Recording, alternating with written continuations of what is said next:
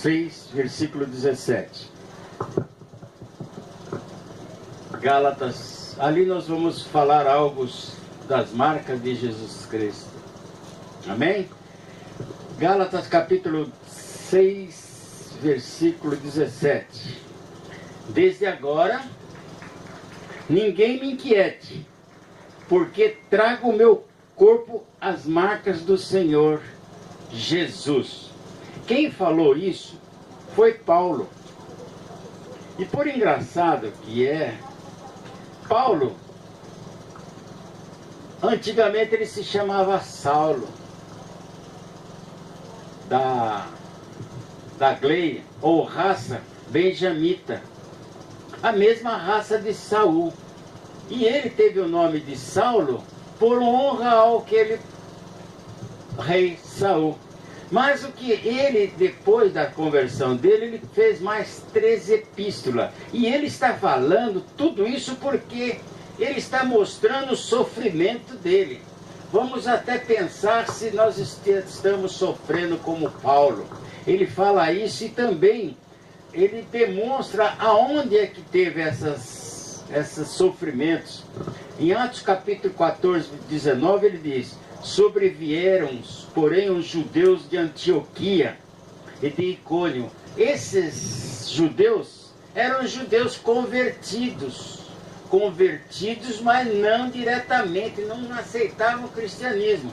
Era convertido ao cristianismo, mas ainda estavam querendo a lei de Moisés e dos profetas, porque ainda achavam que tinham que, para a salvação, tinha que obedecer às leis de Moisés e profeta, que foram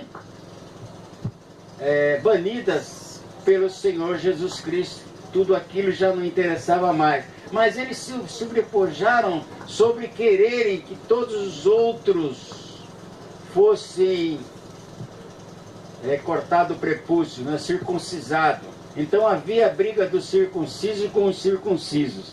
E que, tendo convencido a multidão, veja só quantos estão convencendo a multidão contra a nossa igreja, contra o nosso andar. Apedrejaram Paulo e o arrastaram para fora da cidade, cuidando que estava morto. Acharam que ele estava morto, porque todas as vezes que se tinha que sacrificar alguém, tinha que ser sacrificado, ou algum animal, fora da cidade. Mas em 2 Coríntios capítulo 11, versículo 24, diz: recebi dos judeus 5 quarentenas de açoito, menos um, são 39 vezes 5, então ele levou 195 chibatadas, açoites. O que estamos levando? Nós não estamos sofrendo quase nada, somente falam de nós porque nós não prestamos, porque isso, aquilo, porque o demônio está utilizando essas pessoas. Mas também, no 25 diz: 3 vezes fui açoitado com varas. Varas aí já é essa possibilidade de que nós sabemos que quem usava as varas eram antigamente os romanos. E igual mesmo Atos capítulo 16, versículo 22, que é a menção que o romano pode chegar, irmãos, à casa de Deus. Amém. E depois ele fala assim que sofreu 3 vezes naufrágio. E uma noite ele passou no abismo. No 26 ele diz: vivi em perigo entre falsos irmãos. Hoje ainda nós estamos isso. Qual é o pastor que está com a sua igreja e não tem as dissensões, o disque-disque, e muitos estão contra os próprios princípios que eles estão trabalhando? Tem uma máxima que nós possamos fazer assim: o pastor é que vai dar as suas contas ao nosso Deus. Você não está satisfeito na sua igreja, não brigue com o seu pastor. Peça para ele licença e vá procurar outro lugar. Porque nós sabemos que no Apocalipse tem menção de 5 igrejas. E cada uma dessas igrejas toma uma ramificação. E Paulo diz: não importa se por vantagem, por lutas, por qualquer coisa, emulações, desde que eu fale de Cristo, está bem. Aquele que não espalha, ele ajunta. E mais ainda, no 27, o que ele passou? Fome, fadiga, vigília, jejum, frio. A nudez aqui, a nudez é quando vocês veem que até o seu principal da igreja está te traindo. Você fica nu espiritualmente. Sabe por que eu estou levando isso?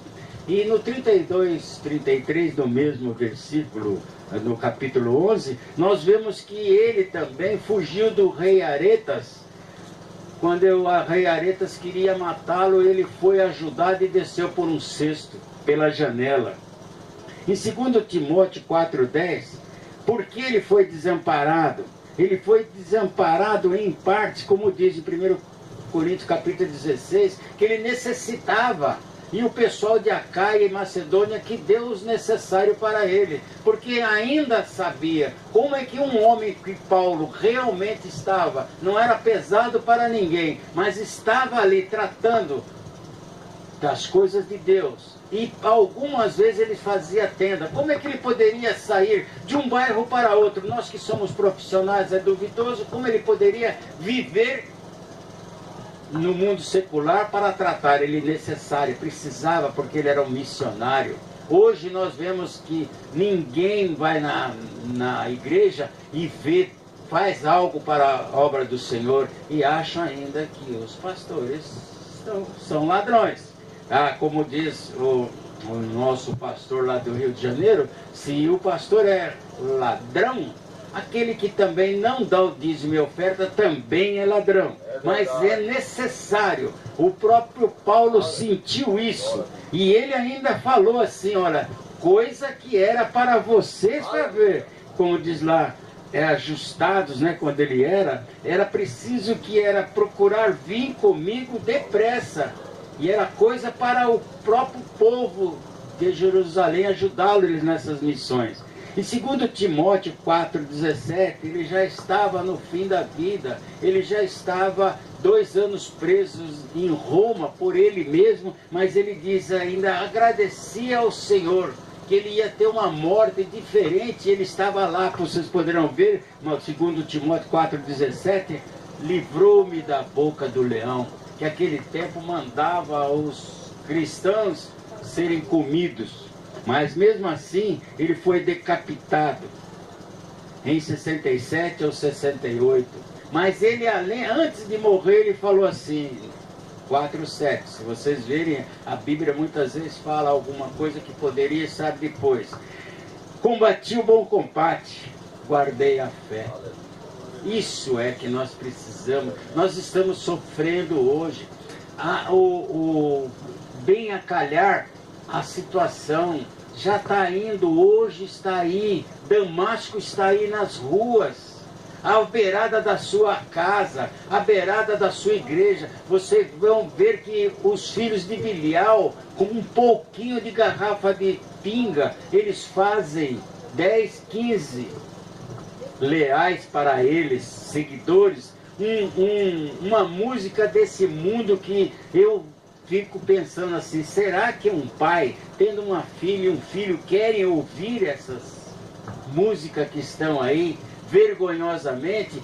Damasco está aí, contra nós a toda hora, e nós reputamos ainda que o tempo de Noé é idêntico. Quantas e quantas vezes vocês estão falando para os seus vizinhos, Jesus te ama, vem para a igreja, não precisa ser a igreja que vocês são pastor, mas desde que não saia do caminho do Senhor.